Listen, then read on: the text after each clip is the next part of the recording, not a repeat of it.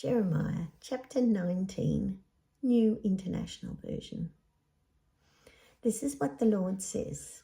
Go and buy a clay jar from the potter. Take along some of the elders of the people and of the priests and go out to the valley of Ben Hinnom near the entrance of the potsherd gate.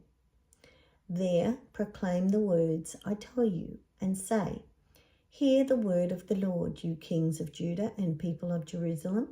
This is what the Lord Almighty, the God of Israel, says.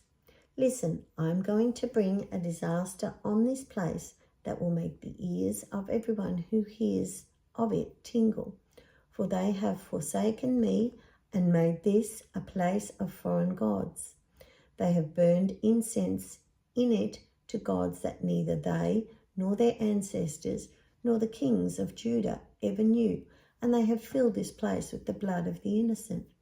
They have built the high places of Baal to burn their children in the fire as offerings to Baal, something I did not command or mention, nor did it enter my mind. So beware, the days are coming, declares the Lord, when people will no longer call this the place Topheth or the valley of Ben Hinnom, but the valley of slaughter. In this place I will ruin the plans of Judah and Jerusalem. I will make them fall by the sword before their enemies at the hands of those who want to kill them, and I will give their carcasses as food to the birds and the wild animals. I will devastate this city and make it an object of horror and scorn. All who pass by will be appalled and will scoff because of all its wounds. I will make them eat the flesh of their sons and daughters, and they will eat one another's flesh because their enemies will press the siege so hard against them to destroy them. Then break the jar while those who go with you are watching, and say to them, this is what the Lord Almighty says.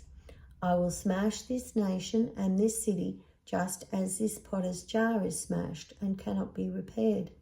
They will bury the dead in Topheth until there is no more room.